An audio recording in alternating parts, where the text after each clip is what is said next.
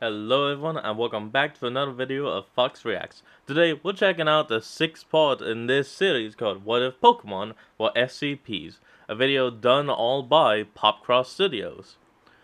So let's hop on in and see just which Pokemon are given the SCP treatment. Once again, Pokemon as SCPs is making a triumphant return. Over the last few weeks, I've really loved tackling lots of new topics to the channel, and I plan on doing more of that coming in the near future, but a small part of me really just wanted to return to Pokemon as SCPs, partially because you all left lots of awesome suggestions for what other Pokemon I could use in the last episode of this series, the Legendary Pokemon specific one. This one isn't going to be a Legendary specific episode, but we are going to start with a Legendary. Ooh. Let's go. What's Hit the Legendary like Mon? if you want, subscribe if you feel like, but either way, enjoy the show. Now we start off with Welcome back once again, everyone, to another lecture on the various anomalous creatures and entities we secure and contain here at the Foundation. Most of the SCPs we'll discuss today are currently in Foundation custody, but apropos of the last lecture topic, we'll start with a creature that has proven too powerful to be contained. Item number SCP-P384. Object Class, Apollyon. Special Containment Procedures.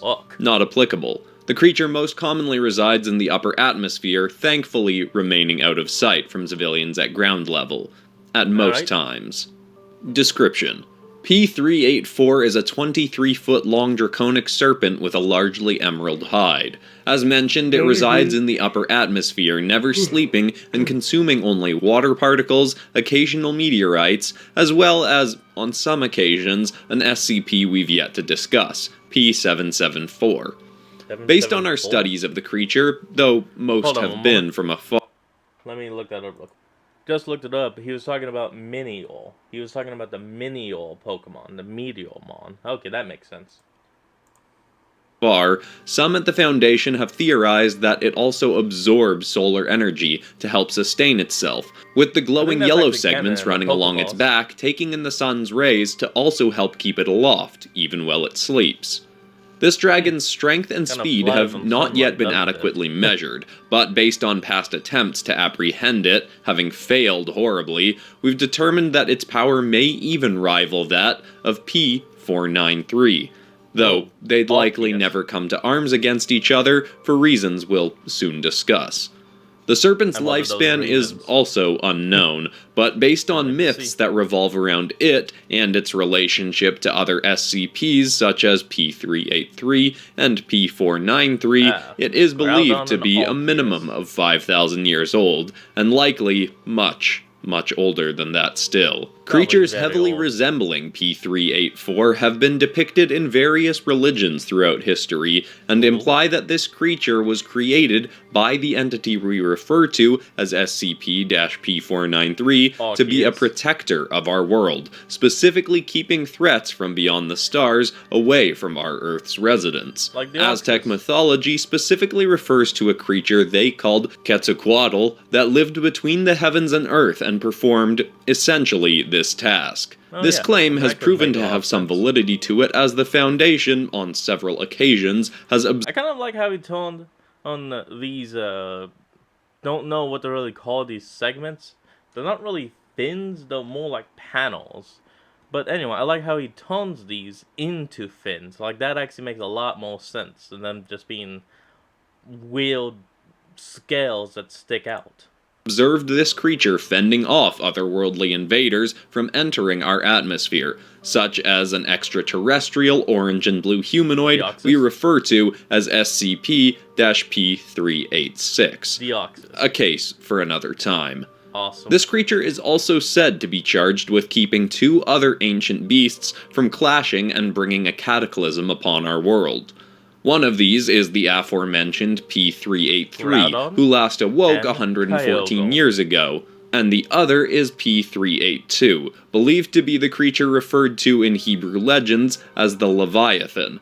These two creatures are said to have a rivalry, and have awoken a few times throughout history, allegedly, to begin. Note to self, Quetzalcoatl, name it Leviathan.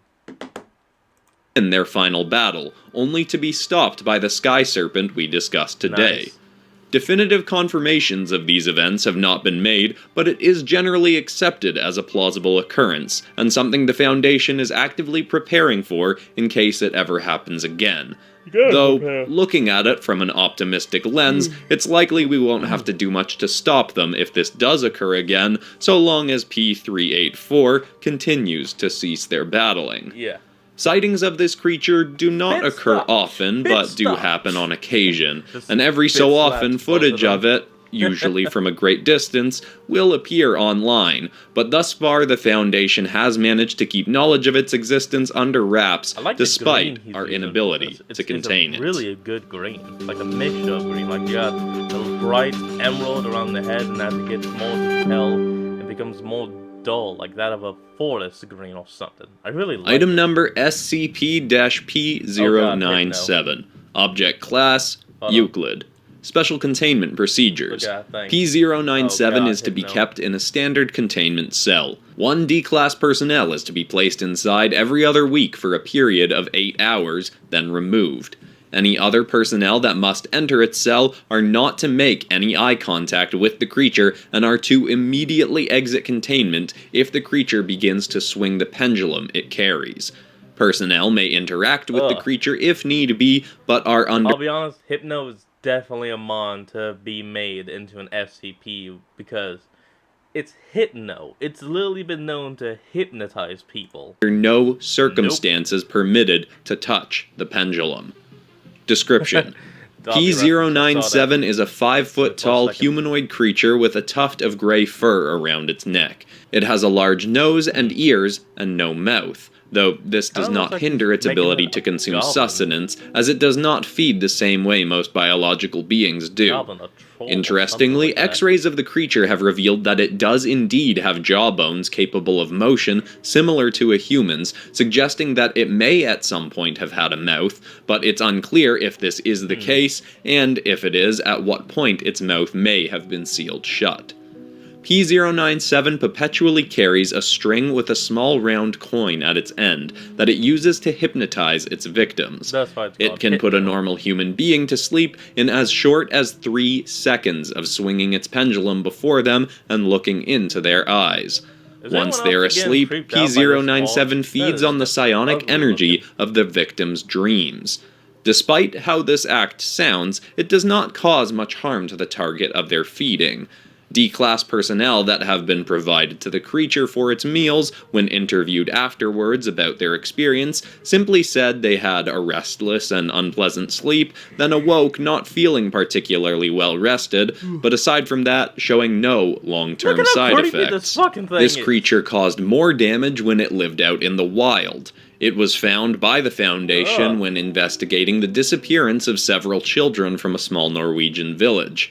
After a week of interviewing locals and searching the nearby mountains, a cave was found where the creature sat encircled by the unconscious bodies of the missing children, feeding on all of their dreams at once. In containment, we limit the time it has access to a person as its source of sustenance, but left unchecked, it seems the creature will continue to keep a victim asleep, feeding on their dreams until that victim dies of thirst, starvation, or the cold. It has on few occasions managed to hypnotize our personnel and attempt an escape, but for the most part has been fairly easy to contain. The only other significant incident with P097 was when doctors studying the creature took its pendulum away from it. The creature violently resisted, but they did manage to remove the item from the cell. For the next few hours afterwards, the cameras inside the creature's cell malfunctioned, turning off and on at random intervals. At times when they were working, the creature was seen slamming its head against the wall and pounding on the door with its fists and feet, to the point where the doctors grew concerned it may end its own life. As soon as the pendulum was returned, the creature ceased its self-destructive behavior and sat in the corner, seemingly unfazed by what had just occurred. Is anyone else just creeped out by this frickin' troll he just made? That is just terrible. As in, it's perfect. Item number SCP-P354. Object Class, Keter. Special containment procedures. Really? P354 is to be You're saying Bayonet is a kettle class? I mean, maybe the Mega Evolution, but... You know what? Let's just hear the story and see what he has to say. Kept under constant surveillance in a standard containment cell with saline-infused walls. No one is permitted to enter the cell for any reason under regular circumstances other than to return P354 in the event of an escape. Okay. Zippers along the entity's body are not to be touched, but if they are observed to start opening by P354's own actions, a D-Class personnel is to be sent into the cell to zip it back shut immediately. Looks like we're going Description. with the Mega form. P354 appears as a 1-foot-tall plush doll made from tattered black material. It's sewn together with yellow thread and sealed with 3 zippers. Well, this is how it looks from the outside. Inside, the entity is a gelatinous pink sentient ooze that is believed to be a demonic spirit inhabiting this children's toy. Still creepy. This spirit has proven to be incredibly violent and able to drain the life out of a victim within a few seconds of physical contact. The entity seems to despise anyone and everyone it interacts with, and is constantly trying to escape Foundation custody to continue the hunt it was on when we first discovered it. P354 first came onto the Foundation's radar 6 years ago, when we were alerted to a string of child murders starting in California, leading through Utah, Colorado, then Kansas. A total of 13 children had been killed, all under similar circumstances. Their parents heard them scream out in the night, found that the child had disappeared from their bed, only to be found in the surrounding area within the next 24 hours, dead, with no obvious wounds, but often surrounded by pins and bits of yellow thread. Following the line of killings, the Foundation was eventually able to be close when another child was taken, and find them near the border of Kansas and Missouri being tormented by P354, which was piercing itself with pins and causing pain to the child as it did so. We were able to apprehend the creature, but it has managed to escape on many occasions since. The angry spirit possessing this doll has proven able to speak, though rarely does so and often shares less than a few words at a time. Most often when interviews with it have been attempted, it has simply repeated in various ways the sentiment that it must find someone, and that this someone it seeks abandoned them. Our leading theory is that the doll once belonged to a child, was thrown away, and was thereafter possessed by an angry spirit to seek out its past owner. Perhaps if it did kill its original owner, it would cease its spree, but for obvious reasons, we won't be allowing it to continue its search. Based on its trajectory, we've also assumed its owner lives on the east coast of the Americas, and that the child's family may have been on vacation in California when the doll was thrown away or lost. With this potential information, agents have been dispatched to discover the original owner and their whereabouts, but with not much to go on, leads have been few and far between. SCP 54 Mega Bayonet. And no, probably just called Very quick interruption here just to say that I have a brand new ink bundle out. It's the biggest one that I've ever made. It includes all of the inks from this episode and some of my best episodes from the last few months. It'll be linked in the little bar beneath this video by the time you're watching and in the description. Check it out if you want some good stuff to color or any of my other ink bundles that I've got up on my online store. So sorry for the interruption. Let's get back into it. Let's go. Alright, here we go. Final. Ooh, Lucario. Damn it, add. Hey, we have item number. Okay, here we go. Lucario. SCP-P448. Object Class, Euclid. Special Containment Procedures. Specimens of P448 are to be kept in individual cells of 30 by 30 feet. Personnel must wear riot gear when entering containment with P448, and are only permitted to enter once sleeping powder has been dispersed into the cell to put the creatures to sleep. Only personnel who have passed a rigorous morality test are permitted to enter the creature's containment. Description. SCP-P448 is a bipedal humanoid jackal creature. Its semi-fur-coated hide is yellow, black, and blue, and it has spikes jutting from its chest and the backs of its upper paws. It was first discovered in Egypt and is technically part of a species, but there are believed to be fewer than a dozen remaining in the wild. 3 are currently in Foundation custody. These creatures are believed to have resided in Egypt for centuries, dating all the way back to 5000 BCE. It is hypothesized through classified hieroglyphic imagery, known only to the Foundation, that these creatures are descendants of the being that ancient Egyptians considered their god of funerals, Anubis. He was a deity that was believed to judge the souls of humans who died, deeming whether they'd lived honorable enough lives to be granted an everlasting afterlife. This power to judge the nature of a person is reflected in P448. By placing D-class person... What I don't like is these half-paw hand things he's going for. Well, I mean, that is... Ugh. Man, this guy is good at making me not like these guilty things. of various crimes into its cell, followed by more morally sound people, we've determined that being in the presence of a guilt-ridden, hateful, or malicious person makes P448 much more powerful and very angry itself. It can seemingly absorb the negative aura of the person near it and channel that into a blue ball of energy that it can then hurl back at the person. When faced with a particularly cruel subject, this energy sphere can be powerful enough to vaporize even titanium walls. While it is far more likely to attack a person that has committed many cruel acts, given long enough exposure, P448 has proven willing to attack near anyone. We theorize that since everyone has some bad in them or has committed some cruel act in their past, P448 will eventually absorb enough negative aura from anyone to justify attacking them. We've yet to find someone who is perfectly safe in P448's presence, though, to be fair, occupying a position at the only person I could think who would be able to not be attacked by this would be SCP-999. aka the Tickle Monster, who is literally the definition of kindness, gentleness, and niceness in general. Like, it is...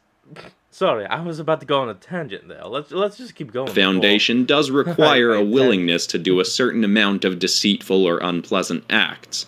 It may simply be that our very job makes us unworthy beings in the eyes of P448. How about getting some from Now, that's all the time we have for this evening. As always, file your requests for future lecture topics in the comments below, and I'll see you all next time.